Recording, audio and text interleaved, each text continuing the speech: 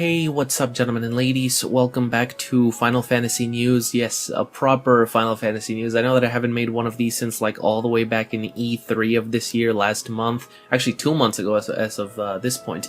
But, you know, I figured this is actually some pretty major Final Fantasy 15 related news. And sorry if you guys can hear a fan in the background. My computer is currently trying to render something, so I'm sorry about that. Hopefully you guys can hear it. But anyways, today we got an announcement for what is called the Final Fantasy 15 Digital Premium Edition, or it wasn't really much of an announcement, it was more just a listing on the PSN store, and basically it's a version of Final Fantasy 15 that you will be able to download. That's why, you know, it's called Digital Premium Edition, and it's going to include a season pass for Final Fantasy 15, and this is the first time that we've ever heard of such a thing for the game. Apparently, it'll have a couple of DLC items that I will go into in a little bit, as well as a theme for the PS4, similar to how the FF7 port to the PS4 did, except this one will be based around Amano's Big Bang artwork that we got to see at Uncovered, and it will be going for roughly $84.99 US. You guys can do the conversions yourselves. However, the more interesting parts is when we actually go into detail to what was listed to be included in terms of different packs, expansions, you know, DLC items, whatever you want to call them. So right off the bat, let's just, I'm gonna go ahead and go through each one of them. There was 6 of them. I'm not really gonna spend too much time because they didn't specify anything at all. We literally just know their names.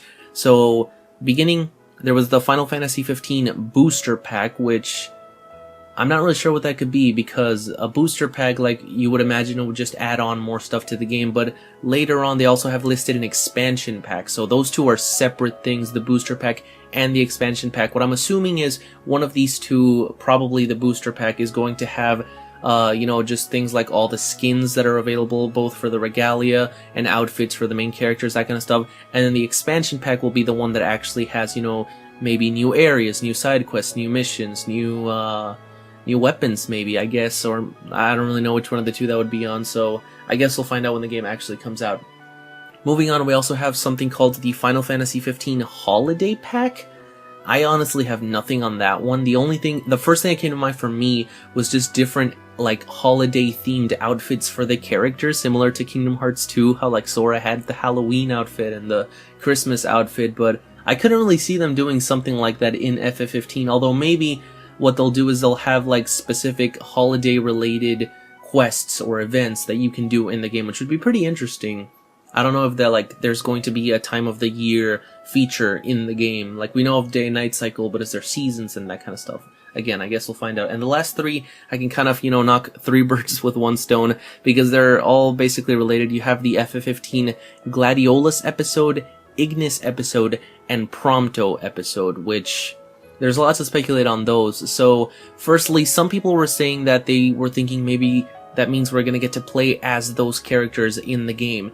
And, well, that's definitely possible. I don't think that it's very likely, although games have done that in the past. You know, for example, if any of you have played the new DMC, there was some DLC that you could download where you got to play as Virgil instead of Dante, so maybe you'll get to play as those characters. However, the entire reason why they didn't let you play as them to begin with is because Noctis kind of has all of their abilities already. That's why they took out the switching party members from the game entirely, because, you know, Noctis can use knives like Ignis, he can use guns like Prompto, he can use Buster Swords like Gladio, so there really is no point. They're actually more limiting than Noctis himself. However, if they could make it work, then that's even better, so I guess we'll see. Another thing that I was mainly guessing for these 3 is they'll be styled more like the episode Dusky missions, if any of you have played those, where basically you just get to go on a short little mission with each one of the characters. However, obviously, since they're charging for this one, these would presumably be a little bit longer, have a little more to them. If you had to ask me, I would say they would probably last anywhere between half an hour to maybe an hour, and they did say that for all of these, all 6 of these roughly, it'll cost around 2,700 yen, which is approximately $25 US, so that'll give us a good idea of how much these would cost individually. For example, I'm assuming probably $5 each, and then you save $5 if you get them all at the same time. Something interesting that I guess is worth pointing out is that in the PSN listing there was also a little message that said if you are in response to the online multiplayer, you need to join the PlayStation Plus in order to enjoy online play, which it said online multiplayer right there. Some people kind of took this as confirmation that Final Fantasy 15 is going to have multiplayer. I don't know, guys. I feel like less than 2 months away from the game's release, it would be something pretty major for them to not have announced at this point. So if you were to ask me, I would say no, there isn't going to be any online multiplayer. I can almost 100% guarantee you that. I'm like 99.9% sure that there is not going to be any multiplayer in the game. They probably just listed that as a sort of like online aspects for the game, you know, maybe stuff that you can download offline, or maybe they're going to have something like leaderboards somehow. I don't know. Maybe there's some mini games that can be online, or you can link up your Justice Monsters 5 online, something like that. But I sincerely doubt that there's going to be any online multiplayer in FF15, because I just don't really see how that could work at all. And again, it seems like something pretty big to have not mentioned all the way up until now. But yeah, that's basically all that we got for this. If this sounds interesting to you guys, then you will be able to pre-order this, like I said, through the PlayStation Store. I'm not actually sure if it's on the Xbox Store. Nobody has mentioned it so far, but I'm assuming that not very many people are buying it on Xbox anyways, so there's that. But I guess either way, that is all that I have for you guys today. I hope that you guys enjoyed. If you did, be sure to blitz that like button, subscribe as always. Stay tuned for all things Final Fantasy!